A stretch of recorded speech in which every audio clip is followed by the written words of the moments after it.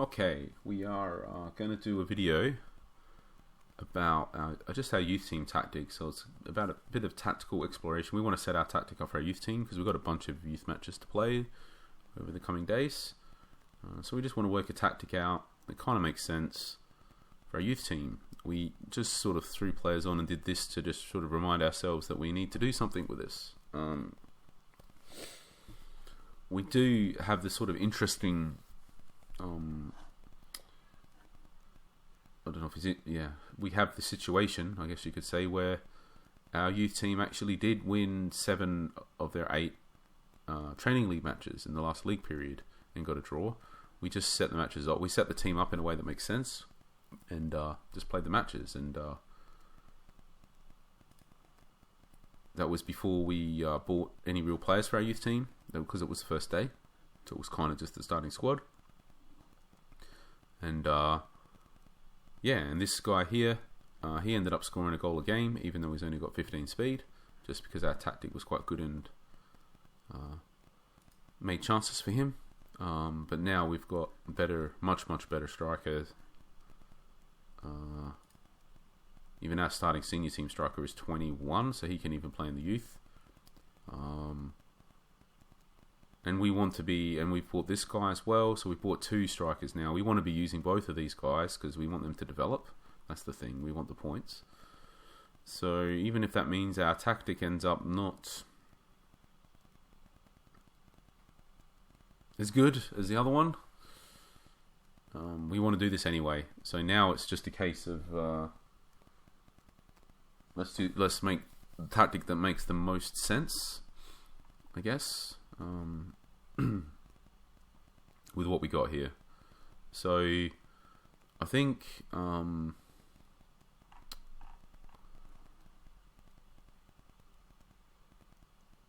that's the question. So I think we also picked up another central defender, this guy who's starting in our senior team, and he's really good. So we've got a stronger defense for sure.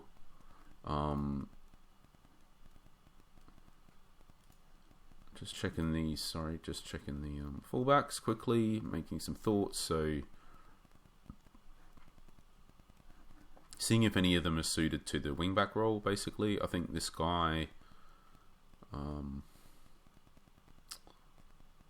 mean, yeah, obviously not really well suited, but whatever. Okay, a little bit. Like, problem is if he's going to help pass the ball at all, his passing is low.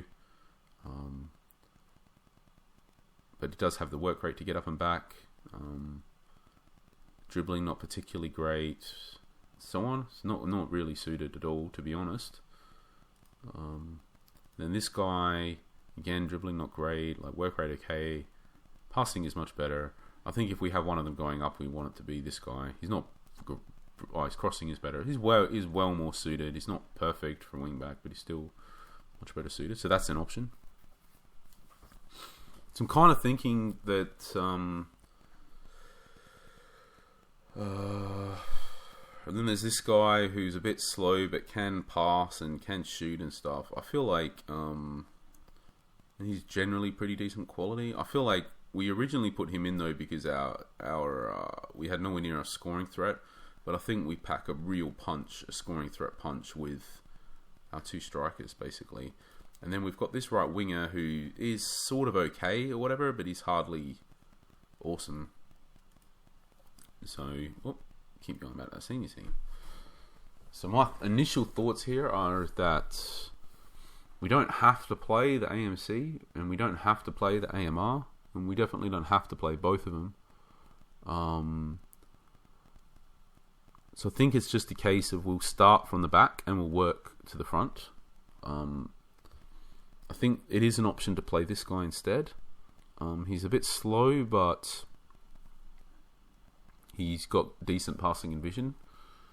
It will probably be instead of this guy who's got much lower passing and vision, but well, he's not as slow and can tackle better. Like, can he tackle better than this other guy? I think he can.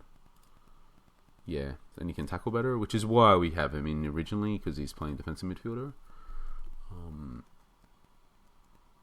I feel like it's not necessary to have to play a defensive midfielder just for the purposes of aiding the defense, so to speak. I think there are other reasons why we might want to, but I think originally it was just to protect these two defenders a bit, to push the pressure onto these guys. I think now that we still definitely have this central defender who is weaker, but he was our strong one before. I think at the end of the day, whilst this guy is certainly weaker than the other centre half, for this level, he's not completely out of, like, he's sort of can still do a job, I guess. So we definitely would rather the other guy doing more, but we're not scared if this guy has to do something. Whereas before, I think this guy was in with only 27 tackling and only 28 speed. Like, we were genuinely scared, basically, for him to actually do anything. So basically, we don't have to have. Honestly, I think the only things that we definitely want to be doing with this tactic, to the top half of the pitch, is that we want to be playing both the strikers, and we probably want to be playing this guy, and ideally having this guy get into a position where his long shots is a factor. Ideally, but like in the senior team. But if we don't, we don't. So we got a bit to work with there. I think in regards to the defense, one obvious way that we can, without using a defensive midfielder, is we can put a little bit of, we can sort of funnel the, we can have this guy do a bit more, let's say. I'm not sure about funneling the attacks as such, but just have this guy generally do a bit more work, is by putting this guy on wing back, just so that he's got more area that he needs to take care of. Just generally, obviously this guy will end up getting back, but, you know, whilst he's not there, this guy has more to do. I think naturally it just means that this guy ends up with a bit more to do. So that's one thing. And then I think, I'm not sure we do want to end up doing this. One thing that helps though is the transitions, or it modifies the transitions. Which we'll talk about after. I think we just generally have an issue that if we're starting this guy, he can't pass, and this guy's not particularly brilliant. You basically can't really. This guy can, but I think also with playing the two strikers that are fast, I think it's kind of obvious between having no central midfielders that can really pass well, no wide players that can really run with the ball or do anything across it. That's some pretty serious limitations. Now, we worked with those before, and we still got 7 wins and a draw. Also with a striker that only had like 15 speed, so we have to factor in the level of competition here. But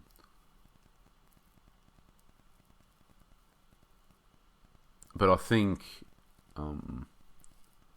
the issue that we've got, or not if it's an issue, but the thing is, it's clear that these strikers, like this striker in particular, like he should be able to just like, he should be way better than the average defenders trying to defend him. Like, we want to like unlock him, and I think if we're trying to build up the play through the midfield or up the flanks with basically like players that.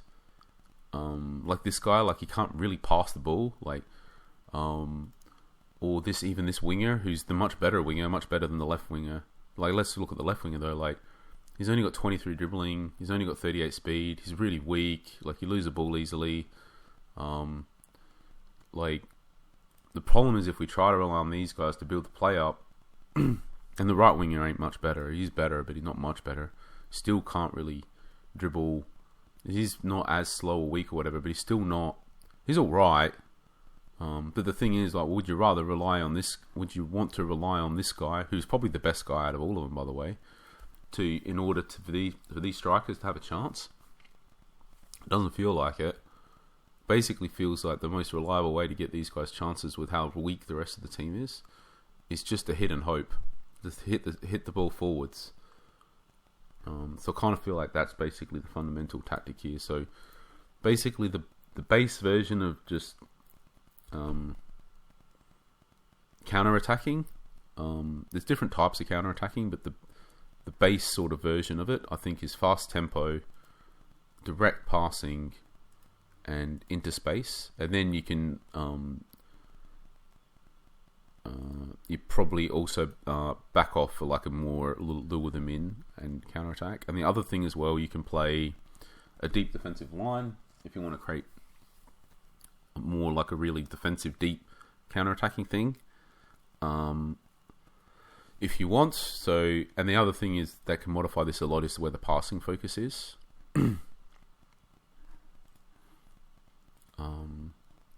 Now, even if we don't play wide players, we probably could just leave it as mixed, because we're happy for the long balls to launch into wide areas if our striker's going to get there first anyway.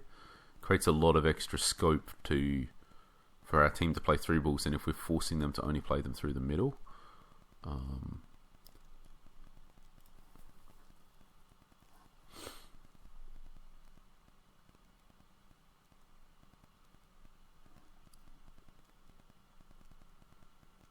So, like, for example, if we set it only through the middle, then they may not hit a long ball, a ball here that this guy could easily get there first. And we're basically happy for that to happen.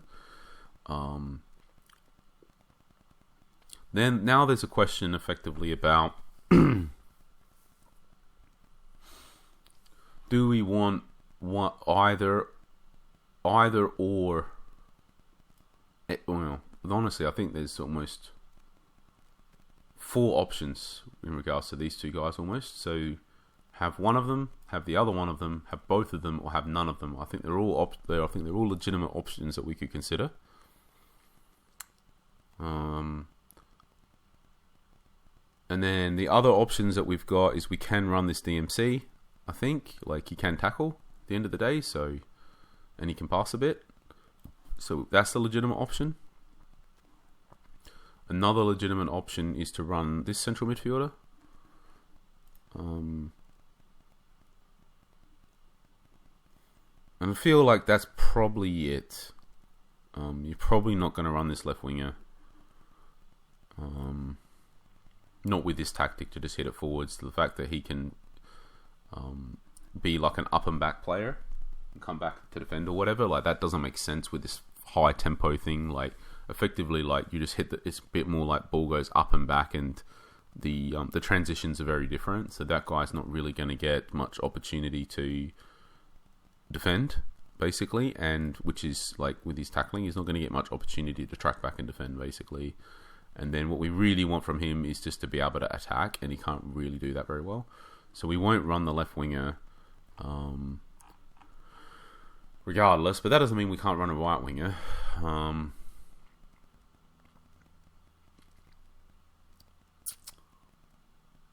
And then there's just a question of basically, right, so let's work from the back. I think the question is, how defensively solid are we with just these guys and no help?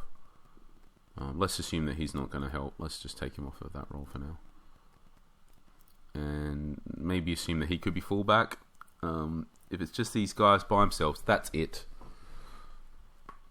I think I'm alright with that, to be honest, conceptually. I feel like they may concede, like, I think at its core, what you're saying is potentially that frees up a lot of attacking players, which should mean that, like, we score multiple goals on average. Like, we should definitely be scoring. And assuming we will score, like, we should score, let's say, it would generally pose a decent amount of attacking threat and generally create chances. It will naturally alleviate a lot of defensive pressure because we'll be attacking more often. And hopefully we score a couple goals, which means that even if we concede one, we still win. So I'm alright with that, conceptually. So then I think the question becomes, what we really care more about is the transitions, basically, I think. In particular, like, when we give up possession, where is that likely to be? What's likely to happen after we give it up? And then also, when our defense recovers possession, where's that likely to be? So as things stand, at least if that guy's just a fullback and there's no central midfielders here, the likely outcome when we lose possession, for example, is that they can outlet the ball to probably somewhere, if they wanted, depends on their team or their tactic or whatever, but probably somewhere between all of this area, because this guy will be up, so somewhere between basically all of this area, they're gonna have an outlet. We're gonna have a whole bunch of outlets. So if we play like this, then they will be able to just get possession of the ball and, counter attack us comfortably and bring the ball up, and then they'll advance or whatever, and eventually, hopefully, our defenders will win the tackle or whatever the case may be, or we'll get a interception or something back here. But probably that's where we get the ball effectively. So a couple of things to take note of here. So one, they can probably just outlet easily and build the play up, come into our defense, and then whatever happens, happens. But it'll happen probably over a bit of time. So that will allow any midfield players that they've got joining the attack to properly transition, to get up there to help. So potentially it's like they outnumber us maybe, or at least it's 4-4. We won't really have any help coming back much. These guys will obviously, at least if they're central mid, they won't both be central midfield anyway, but maybe one of these guys does come back to help a bit.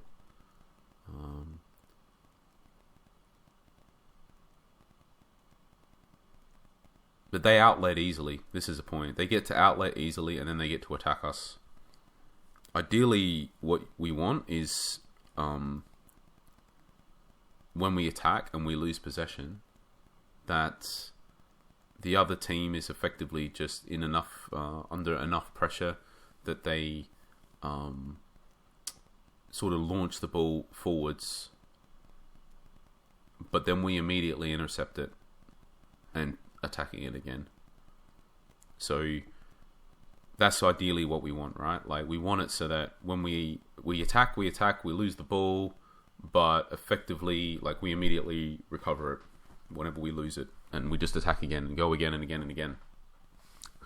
That's I mean, that's the dream. Now, obviously, we're not going to be able to set something up that causes that to happen every single time, but we might be able to set that up to cause that to happen sometimes. So the question is that we need to solve basically is, how do we not give up all of this space when we lose the ball? How do we give up less than all of it? How do we cut off some of these options?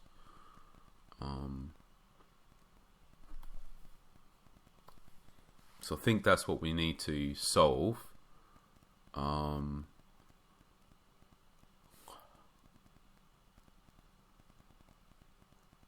then whilst at the same time, I do think we still need to be overloading enough on the attack that we can constantly keep them under pressure. So, because the thing is like, if, for example, we give up possession and... let's just start working through a practical example. So let's say we set this guy to wing back, right? So we launch the ball forwards and it goes up to these somewhere up here and they're attacking. Now it's like, well, okay, this guy's blah, blah, blah, blah, blah. He's like wandering up. It's like, well, obviously he's going to never join the attack in time to make any difference to the attack. So through that lens, wingback doesn't make any sense. But what it does do is it makes him move up to here. It sort of, he'll be moving up, but as to how far he gets, potentially depends on how long it takes for whatever to happen. And I think the other thing as well is that, he won't always go up as well. He'll only go up sometimes. But let's just work through. So he goes up to wherever, here, let's say here, somewhere, right? Somewhere in this area. Now, we're not going to play the two central midfielders like we said.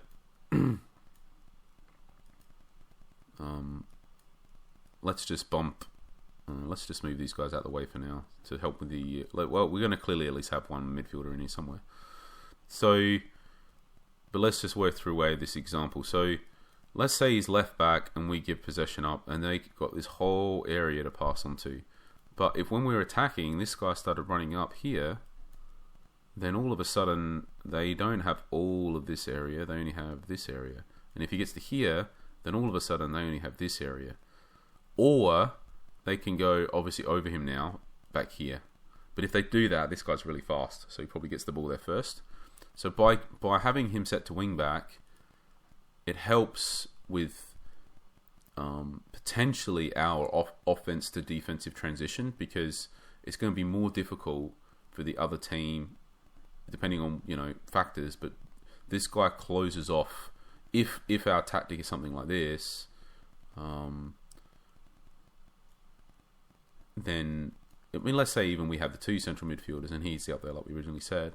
Like there's still a space down here, and if this guy's here, he's plugging it to some degree. Like there's a little bit of space here or here, but it's way more if they go over, could go out of play, could run too far. This guy could intercept it. There's a good chance we just end up the ball when it goes back, and it does mean that we are a little bit reliant on this guy being good, but he is really good and he is really fast too, so he can do it. So this is a way, for example, that we can help keep the pressure on, even though this guy he's not wing back to like surge up and help the attack. He's wing back to surge up and make it so that when we lose possession of the ball, that the other team can't get out of the situation easily, and they might just surrender possession straight back to us. That's the thinking there. So let's just leave that on for now. Another option, by the way, is inverted wing back that can potentially achieve a similar thing, in that he will come in here, so he'll close off this space in between. But that's probably the space that we're happy for them to. We want to potentially give that space up, like if we lose the ball here, to give up the space between the midfielders and the defenders, because if they try to pass to that space, there's a good chance that one of our players ends up intercepting it anyway. So we're probably okay with giving up that space. So yeah, but depending on your team and tactics or whatever, it's another thing you can think about, is inverting them just to bring them in a bit to cover different space. So let's leave him on wing back. I feel like that's something we want to do, because I think part of this is like we don't really want an up and back game. We want to just try and go for a like up and up and up, so to speak. Like we just keep wave of attack after wave of attack, hopefully. So. And then I think part of like being able to maintain the constant wave of attack is ideally as well that we have an overload. We have more attacking players here than they have defensive players, like ideally. Just so that like we do constantly, because if we don't, for example, they're not necessarily going to be. They might just have passing, like we close this space off or whatever, but it doesn't really matter, because if these guys are back or whatever, then they can just outlet through here. Do you know what I mean? Like there's no pressure. There's no real pressure here if they can just start. They've got easy passes just between their defenders. So you need the overload, so to speak, not necessarily because you need the extra attacking players to score, but you need the extra attacking players to ensure that their defensive players can't just easily pass it between themselves when they get possession of the ball.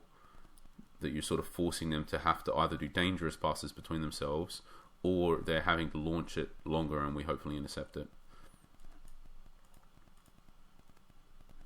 So considering all of these things, I am kind of thinking that we want the 4 of these guys. I think we want all 4 to sort of keep them under pressure. Maybe we don't have to have both of these guys, but we have at least one of them. That's what I'm thinking. And then the case is basically, if this guy's, let's say if we do keep them, this guy will be up here when we're attacking. And this guy, we're happy to just have to do a lot of defending. I think the other thing we can potentially do is say, put this guy on wing back as well. Now they're under huge pressure, but they've got these massive zones here where they can just hit us on the counter attack. So I think partly what we can do to mitigate against that is set this guy to defensive midfielder, so he anchors back here a bit.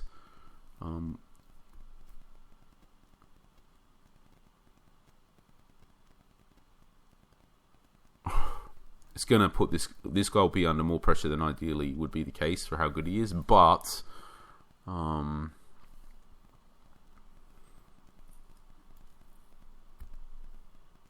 think it can work conceptually, this tactic. Let's just get everything back. Now the thing is with these wing backs, they're not, if you set them both like this, they're not both typically going to surge up together. Like typically they will work in tandem, so one of them will go up. Typically it'll work so like if our attack is building up through this side, this guy will come up and this guy will stay back, and vice versa. So we don't have a situation, for example, where both of these guys are up. It's just, I think we could think of it like, obviously we can switch play and it may not work out, but as a general concept, if we lose possession on this side, it means that this guy will be up, but this guy will be back.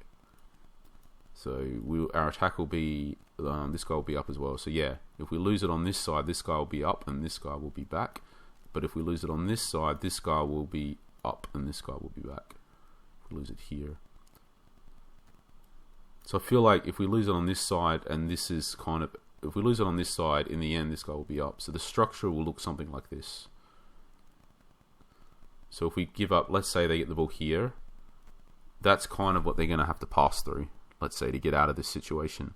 And that looks like a pretty difficult situation to work out of. If we lose the ball on the other side here, this is like what it's going to look like to pass out of. So it's a little bit easier, obviously, because this guy's not here, but still not great. I think one way we could potentially, like this guy potentially could be attacking midfielder. And if he is, he goes here. Obviously this guy's like defensive, so he's like, you know, not quite this far back. He's, when we're attacking anyway, he is up a bit. I do feel like this is easier for them to get out of because we're creating a bigger space back here. I feel like this is a bit harder because one of these guys will naturally close it down. I feel like this is better. So so now we're left, I think, so this guy's going to be defensive midfield.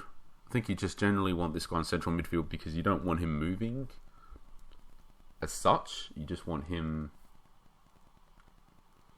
defending the space, so to speak. Right, let's just, we've moved people around.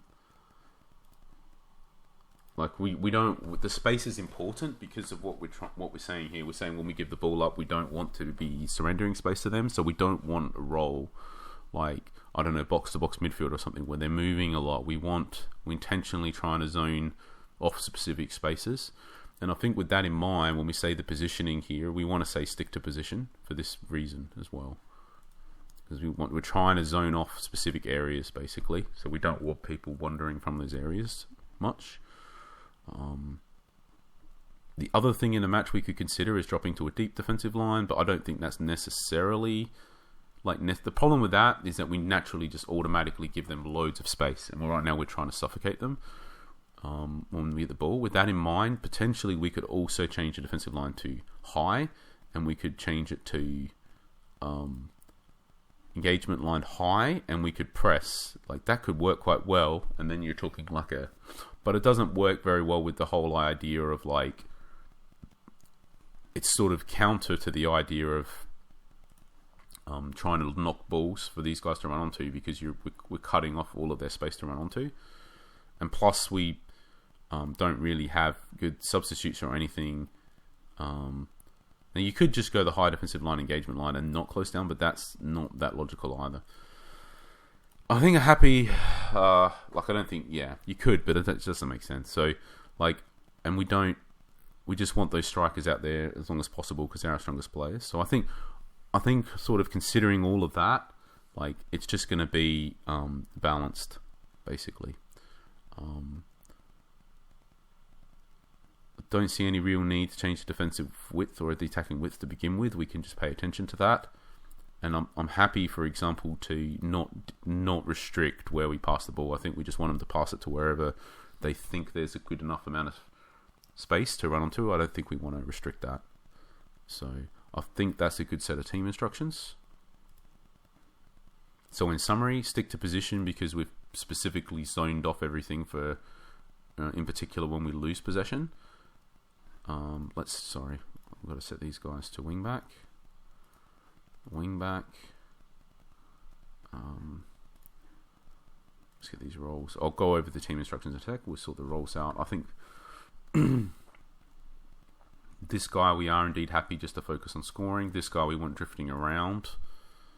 I think striker is fine because he's pretty all-rounded, and we just don't. We're happy for him to drift. And this guy we want on this side so he can drift wide to get it because he's faster in right at crossing. This guy's not as fast or whatever. We just want him to focus on being a good option to receive passes to score. He's also wedged in a triangle between these guys, so there's more opportunities to feed passes and stuff to him.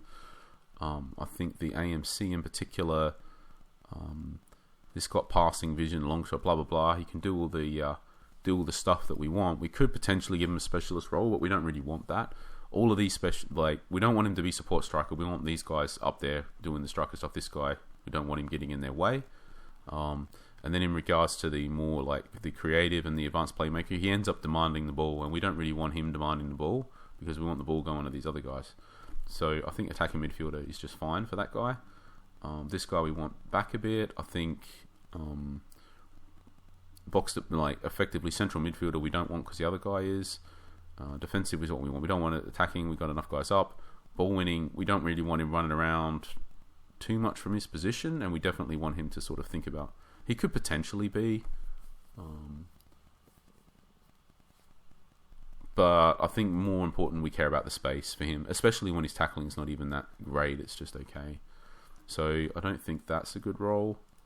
Box to box, we don't want him moving from position. Advanced play, no one central winger. So it's just defensive midfielder basically because we care about the space in particular.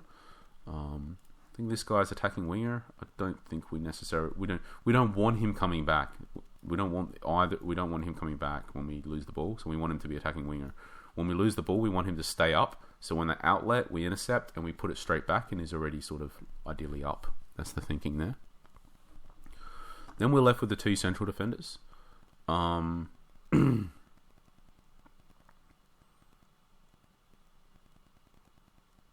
kind of feel like in the end, I mean, they can be very alone here. Like potentially either or of these guys might end up. They could end up very isolated. I'm not sure we want to complicate their life by giving them roles. I just think we want them to just do whatever they think is best to deal with the threat. I'm kind of thinking, like for example, if we set one of them to cover and one of them to stopper, one of them might be backing off, but he kind of ideally he should have just ran and made the tackle. The other one's trying to make the tackle, but he ideally kind of just feel like we don't want to confuse their lives here. They could end up, for example, on an outlet on the counter attack against us. They could end up, like two wingers and a striker, maybe even AMC as well. Like it's like 3 against them 2, or even 3 against 4, or one of these fullbacks is back. But I just don't think we want to So I think we put the wing backs on these guys. All right. So I think we've got something here that makes sense. We stick to position because we've set everybody up a lot about specific spacing here. We want the tempo to be fast. To just get the ball forwards as fast as possible, put them under much pressure. Again, that's with the direct passing. The passing focus is mixed because we just want our players to just play it wherever they think it needs to go. We don't really want to complicate their lives.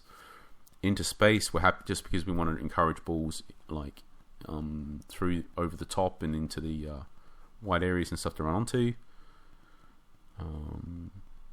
The engagement line and the defensive line is just balanced because of just we want to put them up. We want to be high enough up to put them under pressure, but we also don't want to be too high to remove all the space behind them to play the ball onto. So yeah, and then defensive and attacking width. Maybe we'd pay attention to that, but I don't see any obvious reason why we would want to make that wider or narrower. Just conceptually, without seeing the match or the opposition or anything. So this is just a whole bunch of theory applied, and obviously the opposition is going to matter and whatnot. But at this point, we're just going to play a friendly match, and we're just going to see what happens. see if how all of this theoretical stuff plays out in practice.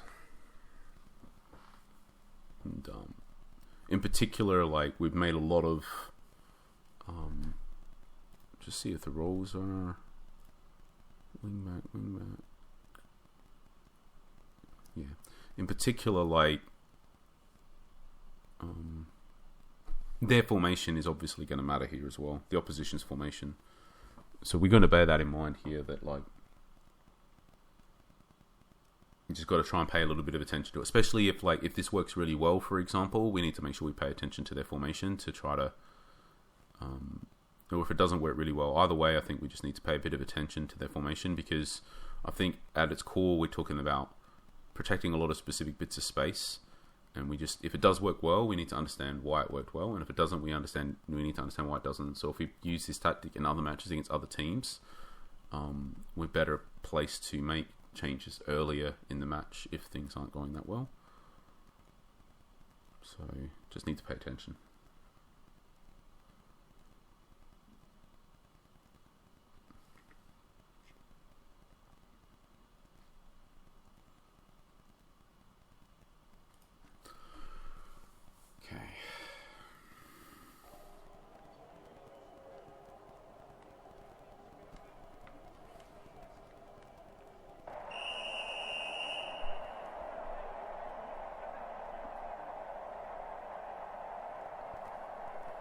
Right, so they got an outlet pass down the flank, but we've got possession, so we're alright with that. It's up. So one of the obvious problems with this tactic, though, is if we end up under pressure, we could be pinned back pretty easily as well. So, okay. So we already had our first shot. It's 5 minutes in.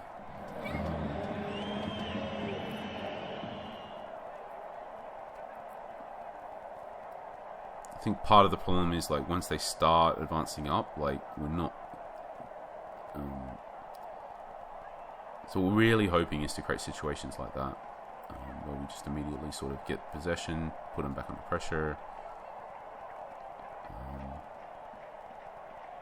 But I think mostly it's set up so for us to hopefully deny the space, like, if we lose possession, like, in more advanced areas than what we're losing it at the moment.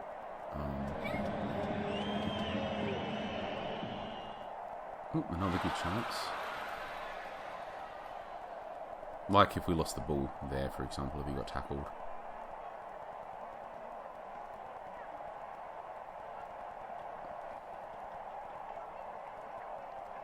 Oh, that was a really good chance.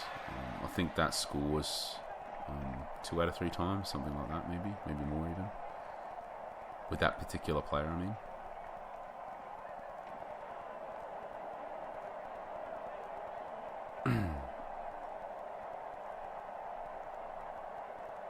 So yeah, that type of pressure.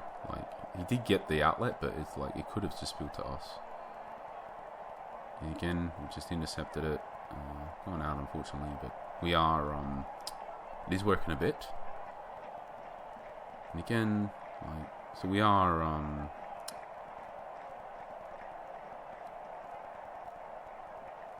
We are getting some.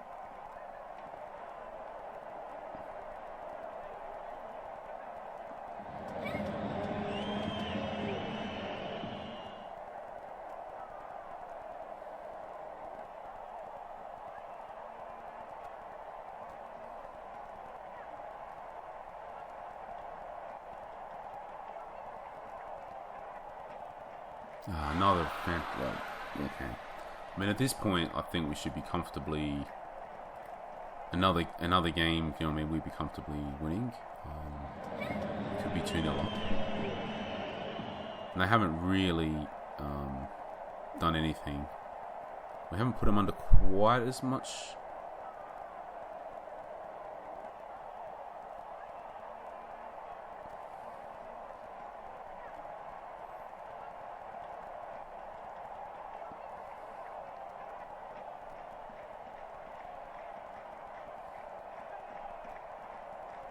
pressure as we might have liked, but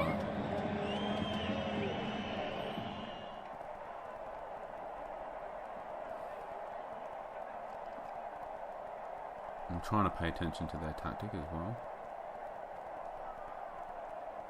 Okay. It's like the 4-3-3 with the AMC, so...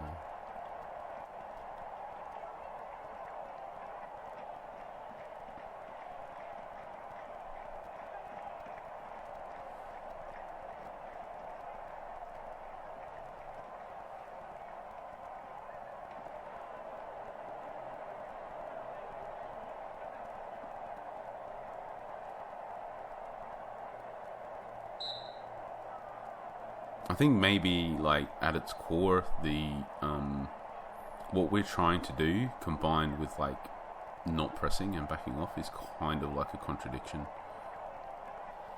basically.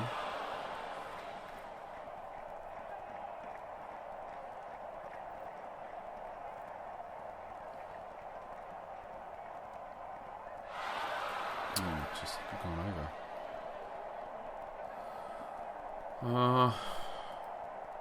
And unfortunately, you can already see our strike, like, if we press, it's going to be suboptimal for getting the most out of these strikers.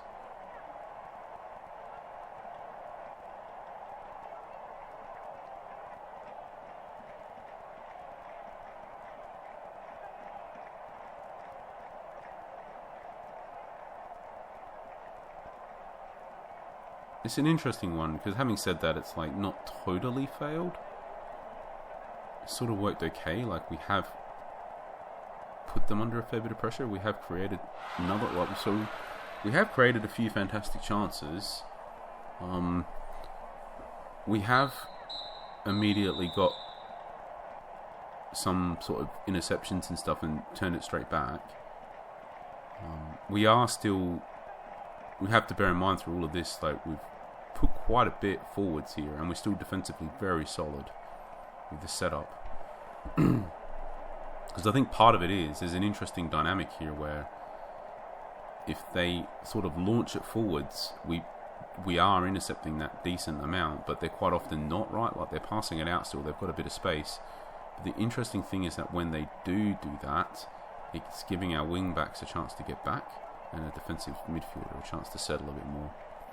So basically, when they are doing the passing to get out of the situation, the side effect of that is that it allows our team to set up defensively properly. And if they're trying to get out of it fast, that's when we typically are intercepting it. So it's pretty interesting. So it's not resulting in as much attacking pressure as we would have liked, but because of that, it's making us much more stable defensively.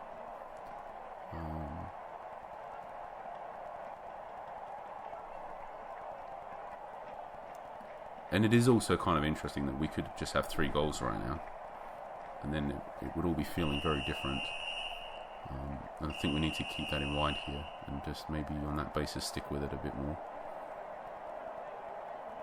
Because having a half where, like, you could have easily just scored 3 goals and have been sort of defensively stable enough that they pretty much didn't do anything. Like, it's not exactly a bad tactic, or a bad half of football, so to speak. We repeat that over the course of a game, you're talking about like 6 excellent chances. This is another one, right? Like, there we go, goal. And all of a sudden, it kind of feels like we're cruising, basically, with that, because we'll probably get at least one more, and it just feels like if we're exceptionally unlucky, they score 1. So all we need is 1 more goal, and it's a win.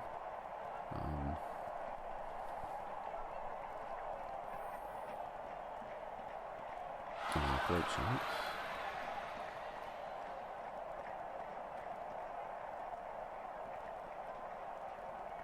And then I think another factor here to consider is that they are playing 4-3-3. I mean, I think the thing is most of the youth teams down here are with the attacking midfielder. So they have like more outlets up the pitch in attacking positions than what you'd expect on average. So they're sort of more naturally set up to conceptually counter what we're trying to do here. Because, for example, like if they didn't have the AMC, if they had an extra DMC, great chances. It would be harder for them to outlet out of defense, but easier to pass it around within defense, which is kind of what we were trying to encourage. So, I think we just want to continue to let the tactic play out a bit and see what happens. So we'll just do the right winger for right winger sub here.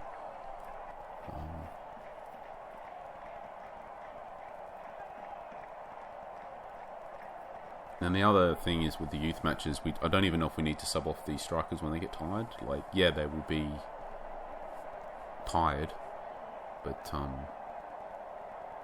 comparatively speaking, them tired, especially the Lorena, he is probably way better than the average defender here, no matter how tired he gets. So there was a bit of good pressure put under them. So there's been quite a few examples of it, and we have. I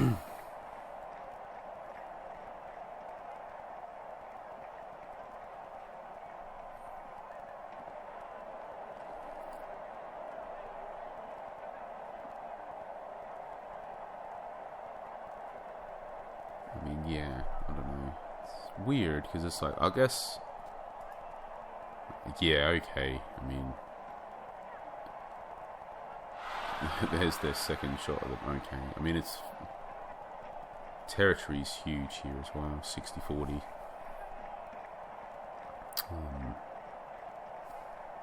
Maybe it just... The expectations were maybe too high. Maybe, like... maybe completely dominating the match and not giving them one chance and potentially scoring 6 goals yourself and having like all of that territory is successful enough, basically.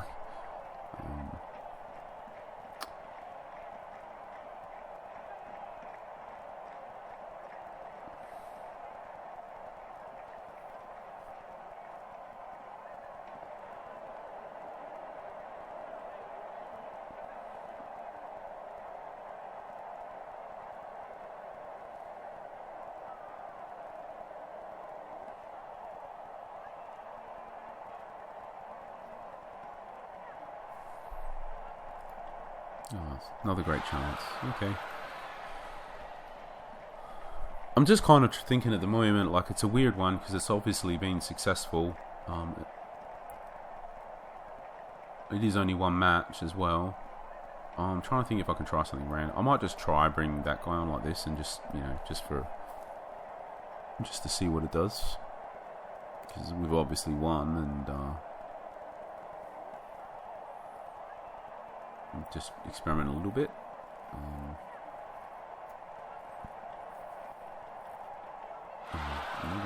Another goal there. So just, yeah, he's just complete and utter domination, really.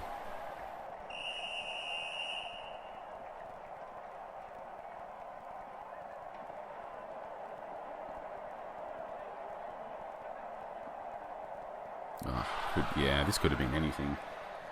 Honestly, it could have been 7 or 8 goals that we scored in this game.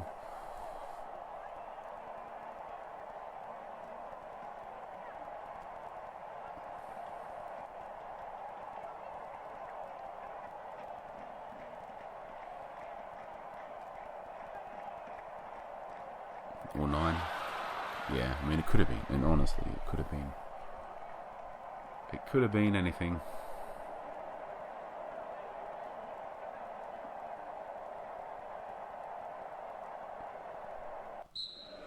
The other reason why it's sort of okay for us to rely tactically on leaving these strikers out for the whole match like this is because if it was for the senior team, for example, we'd always be subbing them off when matches are like this, but the players can't get injured in youth matches, so we don't have to worry about thinking about those subs closing out the youth matches to protect players from injury.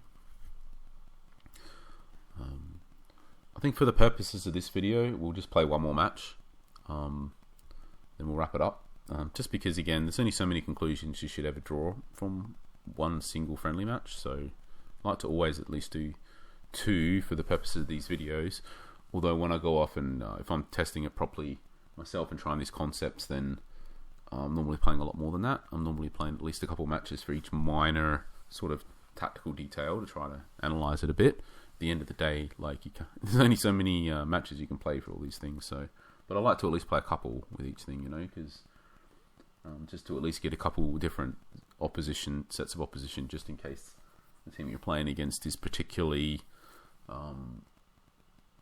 sort of better or worse or whatever than average for whatever you're trying to do. Maybe you're trying to try something specific or fancy with one of your wingers or whatever, but in that match the fullback on that side was particularly strong or particularly weak, and it just led you to believe that it does not really working, or that it's working awesome kind of thing, when maybe it was just because of one player on the other team.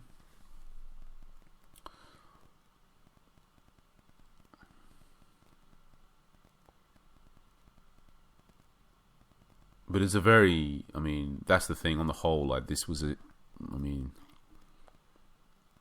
was a very, very strong performance. Like,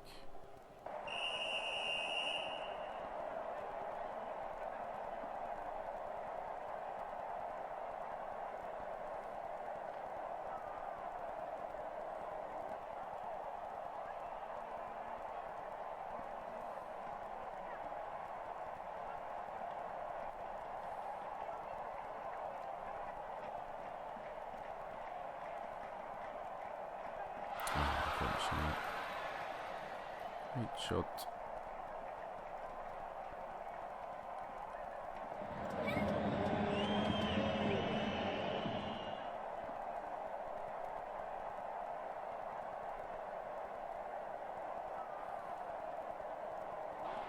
There you go. Down a goal. I was just loosely thinking, by the way, like, I know it's going to sound a little bit. It's interesting it was their right back. Must be set to wing back. That we probably needed DMC. And that, if we had that, then that may have blocked that goal. I'm just thinking if we wanted to try to get this.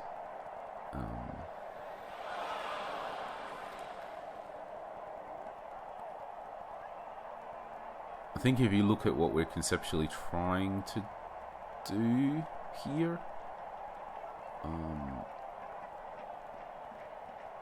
that I think what we actually want is both of the wingbacks surging forwards, always. Which means that we'd have to make them proper wingbacks, like DML, DMR. And then we can set them both to attacking wingback. But then we'd have to play 3 centre halves.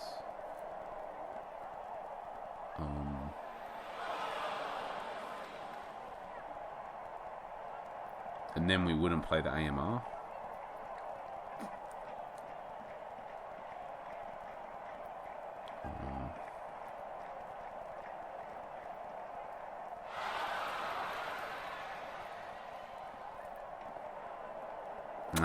They had a good chance there, so I'm thinking at the same time. It would be quite a different tactic. I think it'd be...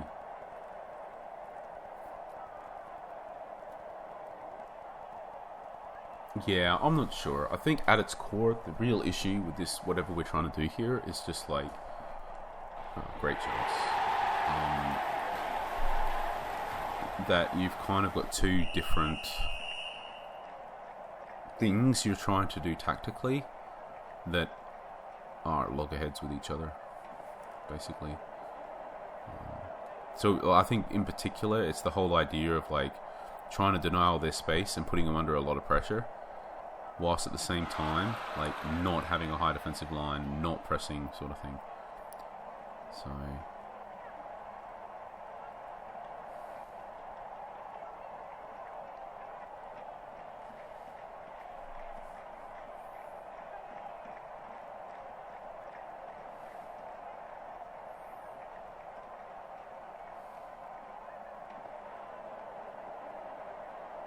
So probably makes more sense from a results efficiency standpoint to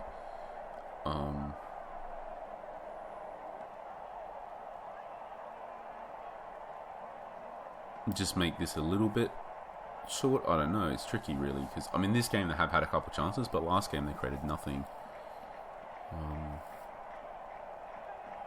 It's those chances though. I think this team though is playing long ball. I don't think the other team was. So I think in particular, there's a lot more scope for them to threaten us because they can just bypass everything, go straight onto the defenders, which it could just be, especially when our wing back push up, like you giving that up a lot, it's really easy to them. So.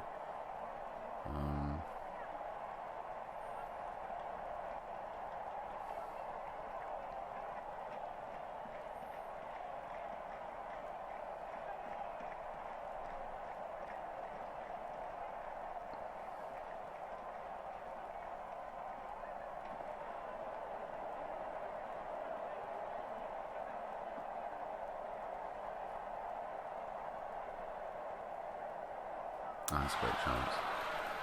So I'm thinking in particular that maybe we'll try and do it like in the second half. I'm thinking in particular playing the DMC will be better. Basically, we give up the AMR, we get a DMC, and then the MLC here we set to attacking midfielder, and the MRC we set to central midfielder, and we probably use the other guy instead. I don't know if we get to do all those changes this match, but we can do some of them. I guess for now we just we'll just wait for the AMR to get tired, and then we'll do it.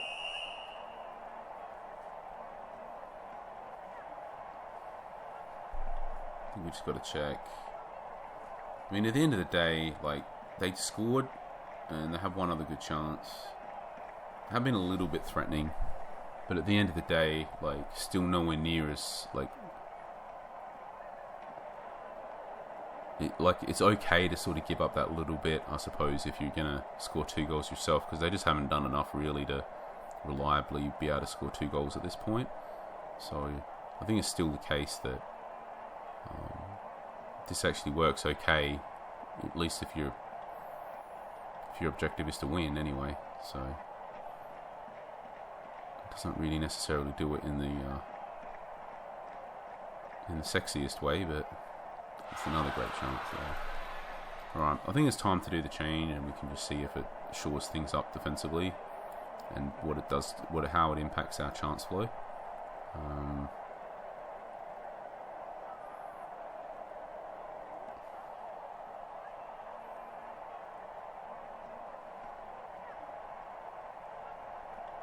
Oh, he is just clean through and missed. Yeah, could have scored that as well another day. Anyway, alright, that's what he's saying. So we're going to bring on this guy, central defense here. I think that guy's central midfielder. I think this is a bit stronger. So again, we're just going to make it a little bit asymmetrical to make it a little bit more attacking on this side, basically, to encourage a little bit more down this side. It doesn't work with the triangles of play to help this guy be a poacher to score. Probably with the AMR gone, and this guy will move up. So I think what we probably want is the striker on this side and the poacher on this side, because you have a little bit more help to pass it into him this side. So yeah, I don't know. We're overthinking it a bit maybe, but yeah, maybe not. Maybe we're thinking about it the right amount. Yeah, and we still have the wing backs going. I mean, this guy's he's a wing back, so it's pretty interesting. Oh, that's a great ball, and that's from the wing back directly assisting. Yeah.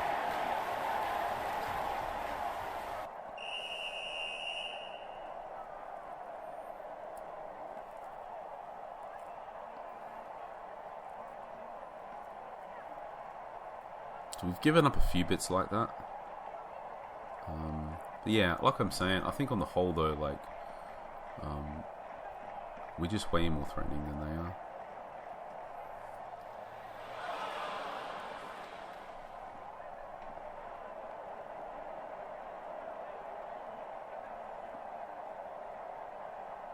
It's pretty... Alright, I'm going to make another change. Because I feel like most of what they've done that's actually threatening is just stuff that's spilled through, basically, and run onto. So I'll set this guy to cover. I'll do what I'd set up before I didn't want to do. I'll set this guy to stopper and this guy to cover. Because that means he'll naturally hang back more, and he's the fast one. This guy's got a... I think at this point, at 59% condition, it's probably not true that he's better than whatever else we could do. But it is the case that at this point our goal-scoring threat will be completely cut off, I think. Because of how we're playing, the other striker doesn't make any sense.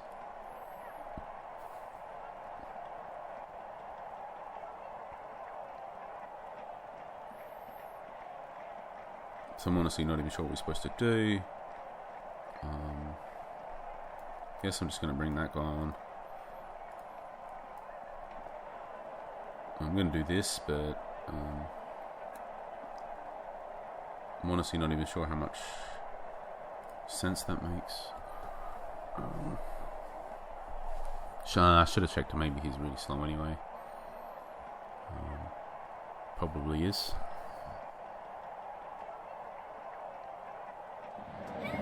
Yeah, don't know about that one. Didn't think that through at all properly.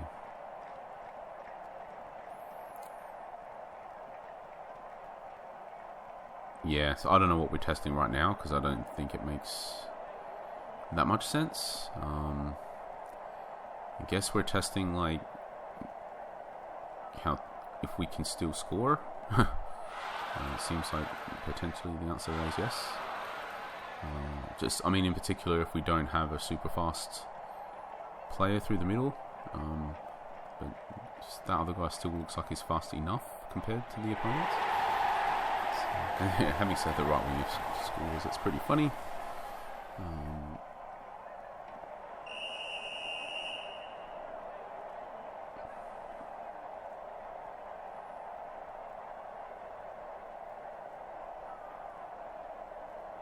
We have looked pretty solid since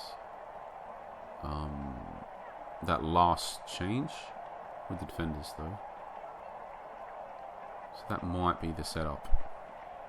At least if they're doing the through balls. And to be honest, that's the only thing that's really looked threatening at all in the two matches. It's just those balls over the top. So...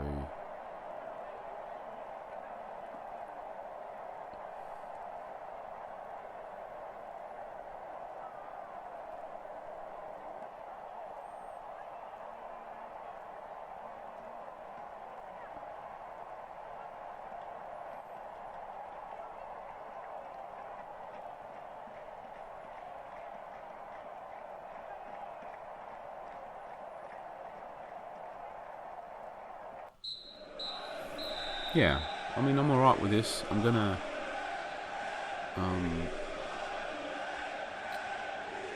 what I'll do, all I'm gonna do in the rest of this video is just maybe play another one or two youth friendlies, because I feel like it doesn't make sense at this point to break that off into a separate video. I feel like we're going through something at the moment, like building a tactic, building something conceptually, and it makes sense to keep this in the same video, even though it's going to get a bit long now.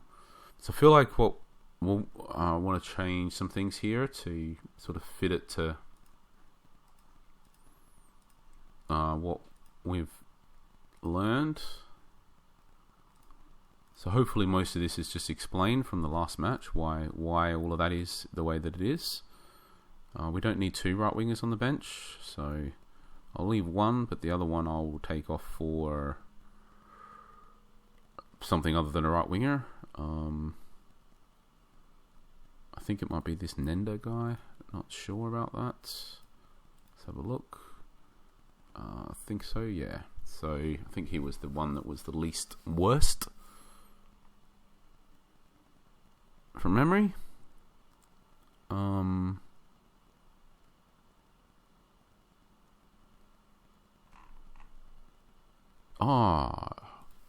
We were missing this new defender as well. I don't know how we did that.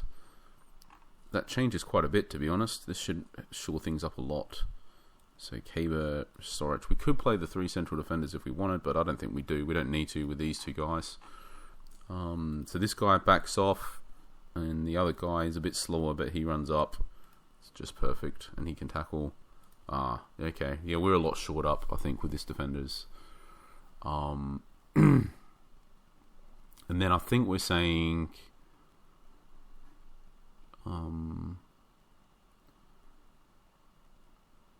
quite frankly, at this point, I don't even know if there is a weak side in the defense, so any of this matters. I think it's just a case of we want the AMC to be the same side as the poacher. That's the main thing.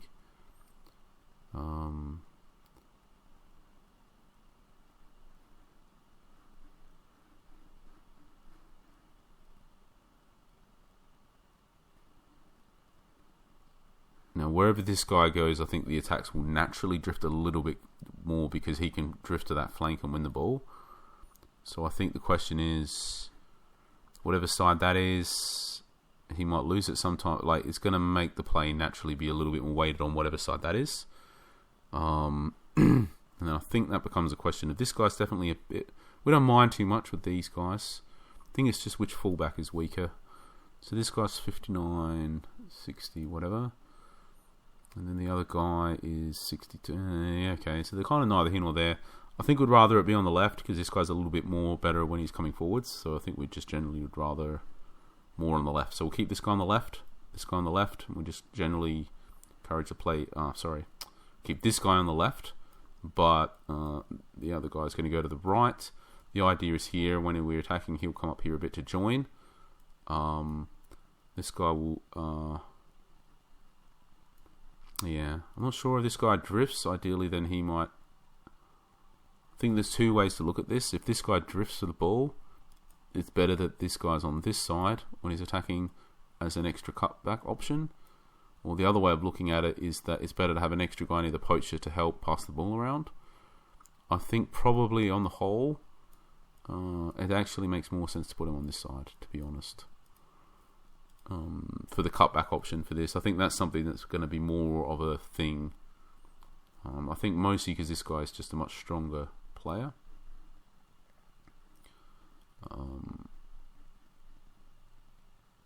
So yeah, and this guy's a better player than this guy, and we're also saying that we want to naturally, hopefully, means the play ends up a little bit more down the left. So basically, this guy, because he's on the left, will end up a little bit more involved than if he was on the side that's less involved.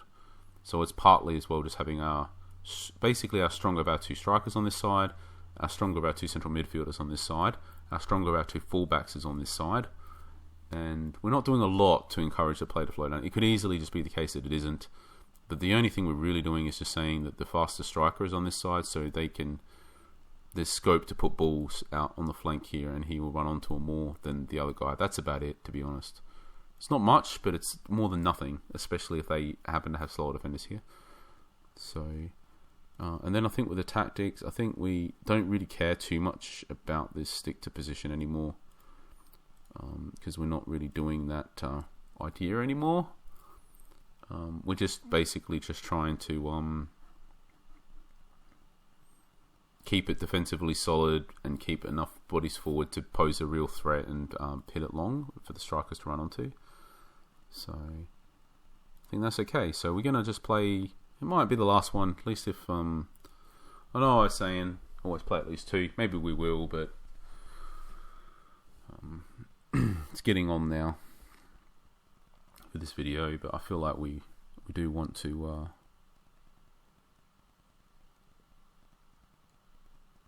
bring it up, wrap it all up.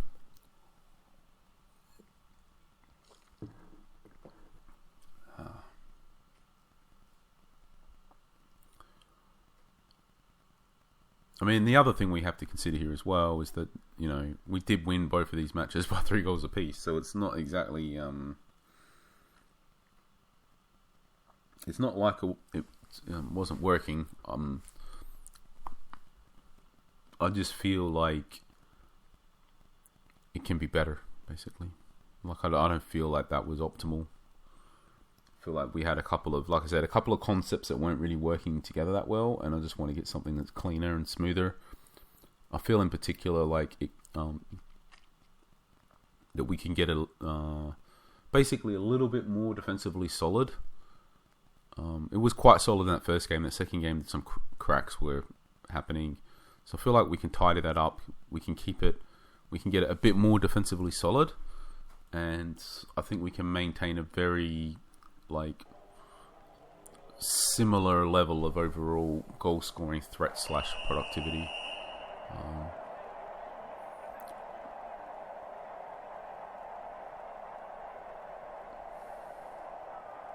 And the thing is, they did have a few chances, and in another game they might have scored 2 of them, and in another game we might have, got more unlucky with the chance. I guess I'm trying to say we did have a lot of firepower, but we weren't as solid defensively as we could be, and to sort of to make things defensively solid, but at the expense of a little bit of firepower, is a good trade-off in regards to getting match results. Pretty much. But that's the question though. Is that what we've actually traded off here? Because if we've just sacrificed firepower but things aren't that much more defensively stable, then that doesn't make sense. Or if we've given up too much firepower to just help a little bit, that doesn't make sense. So it's just got to get the trade-off right here.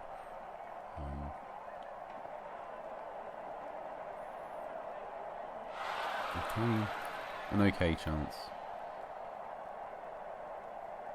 I mean, that's going to score occasionally, but you could have 10 chances like that in a game and not score any.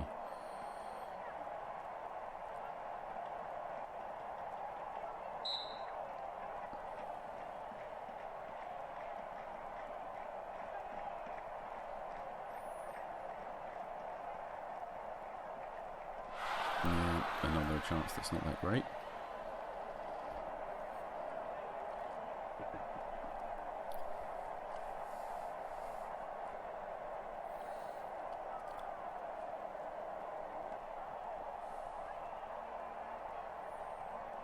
So I think in particular that extra DMC, that extra body back there, is making it much harder to work through the defense now.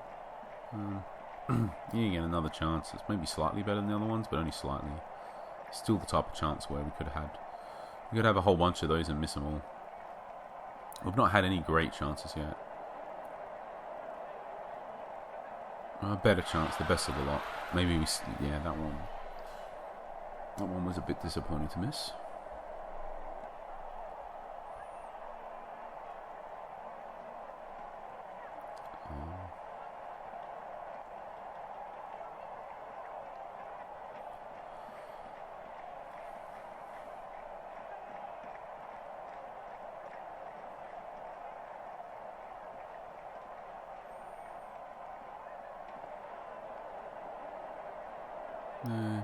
Whatever.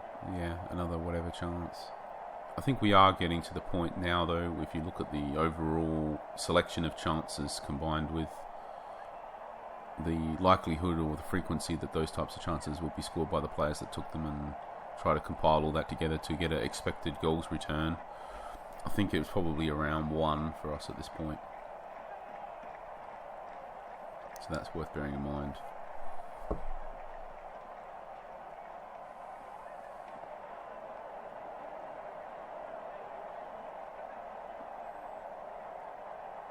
Or to put another way, I guess, that we've been reasonably threatening. We've not been a toothless tiger.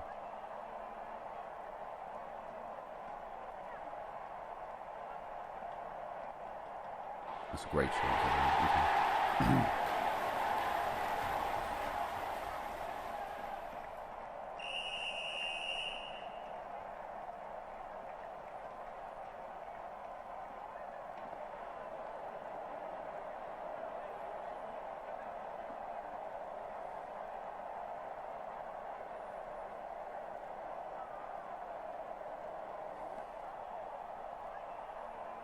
I mean, it's not a great...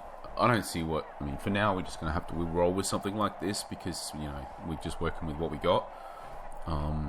And at the end of the day, like, getting these 6 trialist graduates, we'll just base whatever the tactic is next season around them.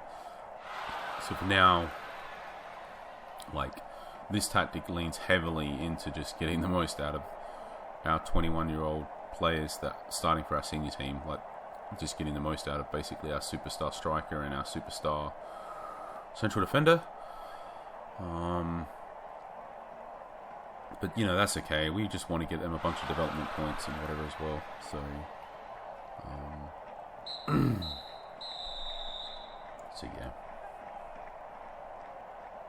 Because we're not, obviously, I mean, yeah, however well this works or doesn't work, it's not building towards anything for next season as such, except for just winning the matches, getting the points and so on. But there's nothing we can build towards at this point. Like, we can't really recruit players probably for our youth team, and we don't know what graduates we're even going to end up with or anything like that. So,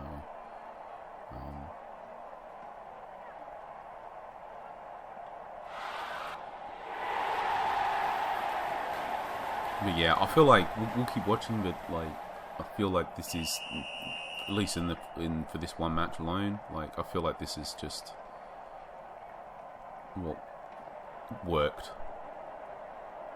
I feel this is way more defensively stable. I kind of feel like they haven't really done anything, and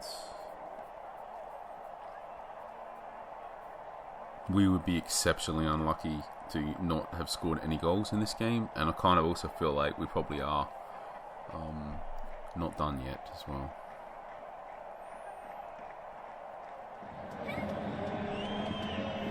This guy has got a knot. I don't think there's anything much we can do about that. I don't think I want to disrupt the formation. I think we'll just run with him tired.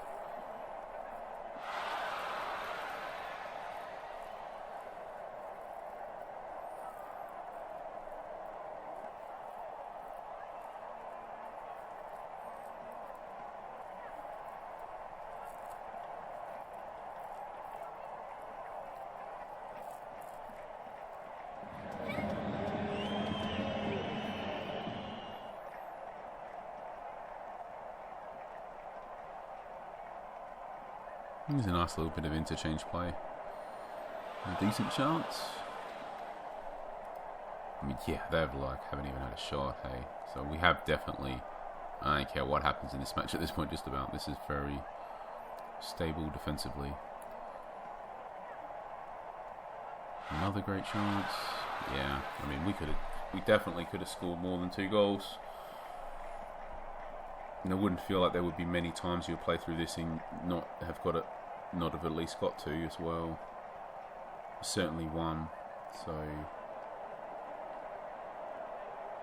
I kind of just feel like you win this match at the moment. It feels like we're winning this match pretty damn close to 10 times out of 10.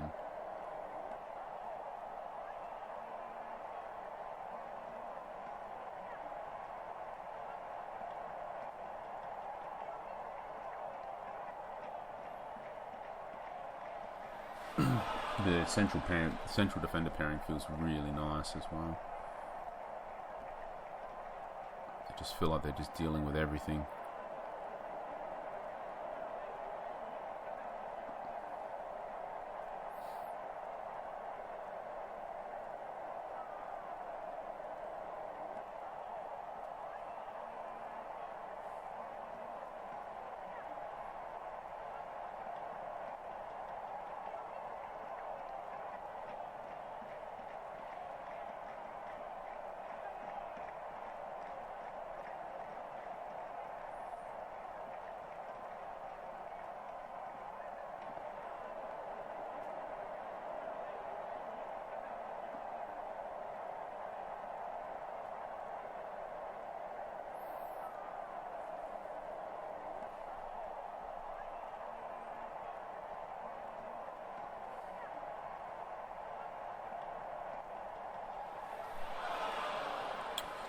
I think it is.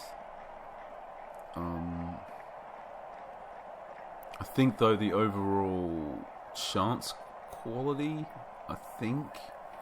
or like expected goals or something like that we should have for this match is probably lower. I mean, we probably scored there, but even then, I think it's probably on the whole like not quite as good. We haven't finished the match yet, mind you. but I think it's not quite as good as the previous matches. Cool.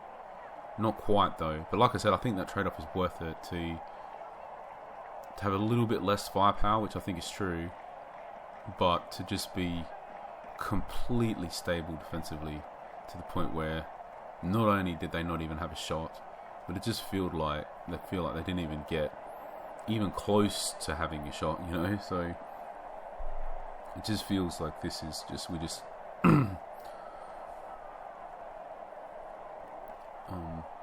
just firmly had this match in control from start to finish, like as firmly as you just about possibly can ever have.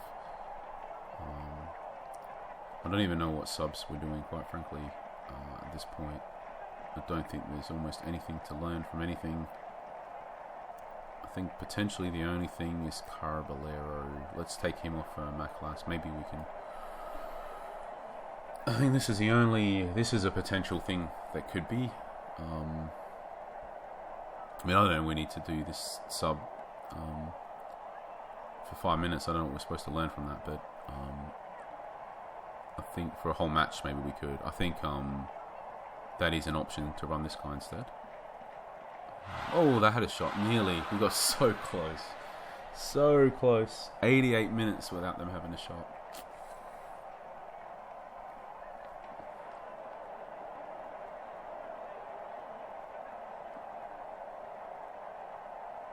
Man, that would have been a really nice... that would have been kind of awesome if we got through the whole match without them even... I guess not only not having a shot, but also not even coming close. But yeah, they had one long shot in the end. And it wasn't necessarily a bad... Like, it was a decent type of chance as well. Not trying to take anything away from them. But I think on the whole, though, like, that's super solid.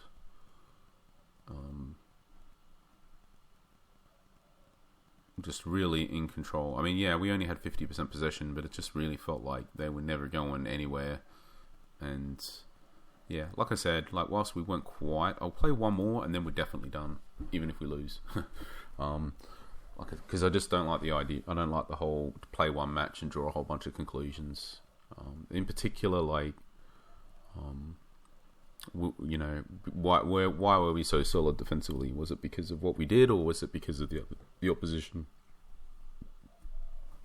And I also felt like you could definitely tell, like, there was definitely like a reduction in the average chance quality. Like, there was loads of more proper, like, pot shots.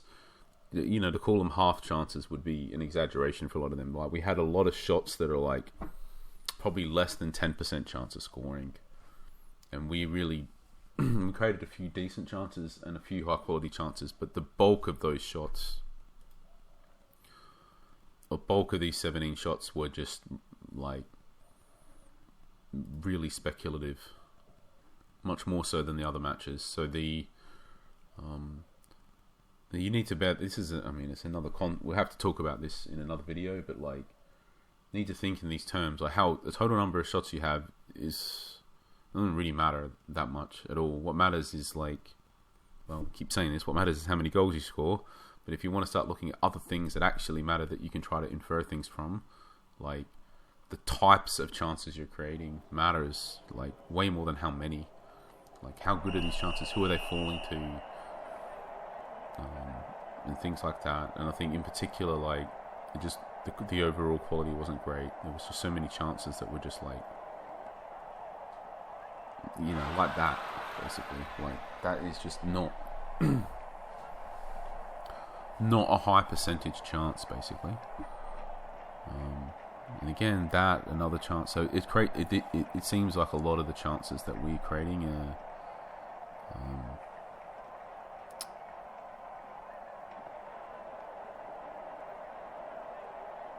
lower, basically. And that's interesting, because the main thing that we did that would change this is, I mean, we changed a lot of small things. The main thing that we did, I feel, is remove the AMR. And I think that kind of makes it so that it removes like this pass out and in happening, which kind of means that the players need to run with the ball more through the middle because they don't have that option. And then I think that means that, well, let's have a look what happens when they run with the ball. So I think one, it means they're running and the player's catching up and they end up having a long shot pot, whereas before they could have just laid it to the right midfielder. And then I think this is a good chance. So, and then I think another thing that happens is, so that's good. He's ended up drifting wide a bit, but he scores.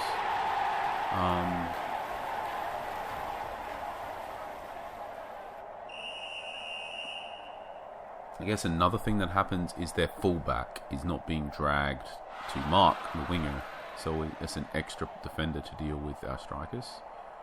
So it makes it harder for them to get through. It's interesting though. It is really the only real significant thing that would affect it, and it's had a pretty profound impact on. I think. I mean, gonna go back, I guess, and I'll watch the video or whatever. But I'm pretty sure, like, I mean, that's a good chance. So they're more the type of chances we were generally creating before I felt, and now it just feels like we got a lot of really speculative stuff. But you know, that's okay. I mean, the thing is, like, the sheer volume just means that even if a lot of them are speculative, we're just going to score goals at the moment. And again,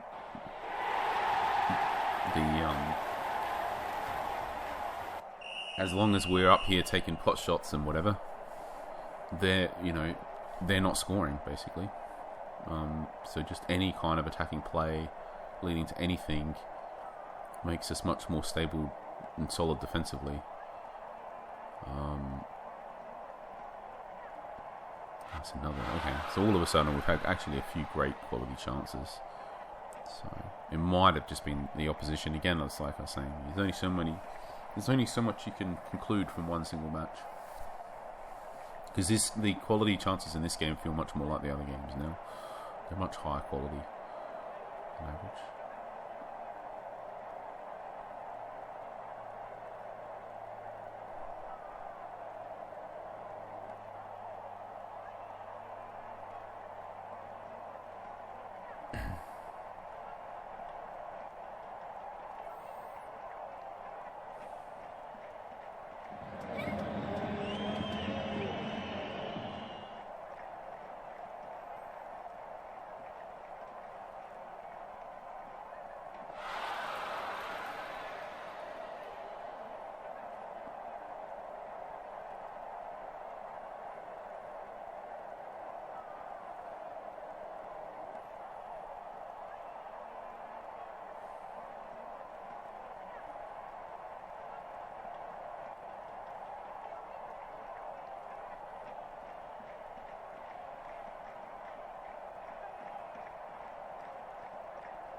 That's a good chance.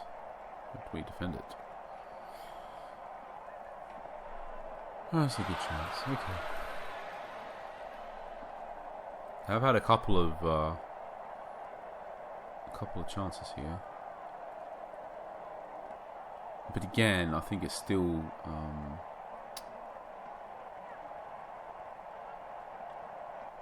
just kind of like not even. I mean, we're properly on top of these matches. Like, it kind of feels like we could just have the most unlucky match ever. You're still going to win anyway. That's how much we're dominating these games.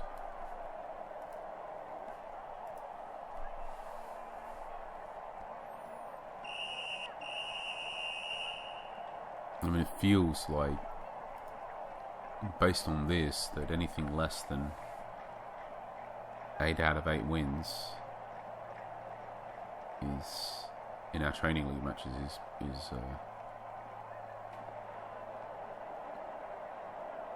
going to be disappointing, I suppose. I mean, especially I guess when you consider that even with much worse players than these, just the starting squad ones, we did get 7 wins and a draw from them. So you need to bear that in mind. That even you know,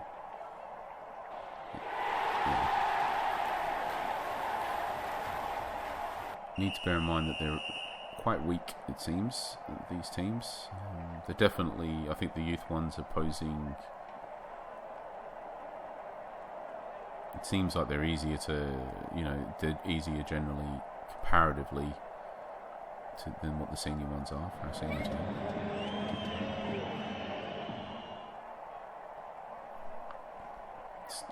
The senior ones, it definitely feels like it's totally possible to not win. Obviously, it's possible to not win with these as well, because we already did play a training league match where we didn't win. But I think in particular now that we've basically got 2 players that are probably way better than what any other team has that we would play, and that they're both basically sort of key players in that one of them's a centre half and one of them's a striker as well. Key from a key moments perspective, like one can effectively just almost single-handedly help you rarely concede, and the other one can almost single-handedly guarantee that you will always score.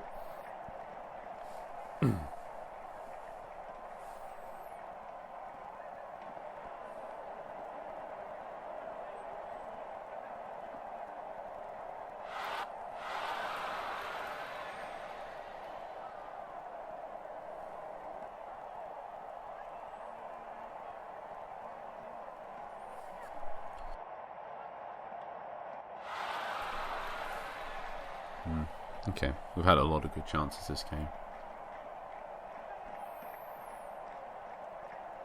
So I'm not seeing a lot anyway. Tweaks wise, I feel like this works pretty well. I mean, another thing that we could try if we wanted, just to see, like, we could make the change the wing backs to fullbacks. I feel like you're then saying it's the same deal again at that point. Like, I definitely feel like it's going to reduce the attacking output a bit, and sort of shore things up defensively a bit. But I don't feel like that's needed at this point. I feel like the defensively things are solid enough, and you just want to make sure that, I guess in order to win with this, I guess what you're really saying is something like, as long as you score 2 goals, you've probably won. And if you score at least 3 goals, you've almost certainly won.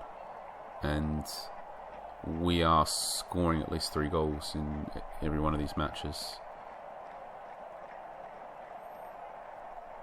So you're sort of saying, like, yeah, in order to not win, it requires them to basically score 2 goals, which at the moment it kind of just feels like, yeah, like totally possible. They might just randomly score off something like that and get 1 goal, but you know, probably, like, it's going to be rare that if we could play a whole bunch of friendlies here. It feels like with this at the moment, with how good the team is and whatnot, like if we played this tactic and so on, like we could play a lot of matches before we conceded more than 1 goal. And I also feel like we could play a lot of matches before we had a single match where we didn't score at least 2 goals. And then you're basically saying, in order to not win, both of those things have to both happen in the same match.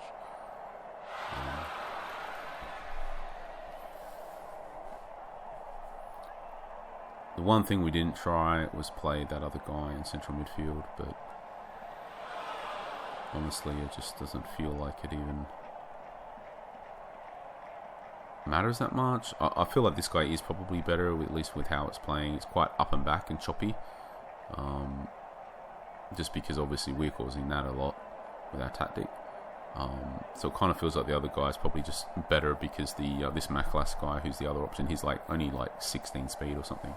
So I feel like the more up and back and all over the place the match is, the more the speed's going to matter for the central midfielders. I don't generally feel like that it matters much at all, especially if you for our senior team that plays a much more controlled style of play. I feel like all the technical stuff is much more important than the speed. But I think for the youth team like this, I think the speed just probably matters for this tactic. So anyway, so yeah, I think that's that. It's quite a long video at this point. We did play 4 matches. We did work through the tactic, but you know, they're just dominating. I think.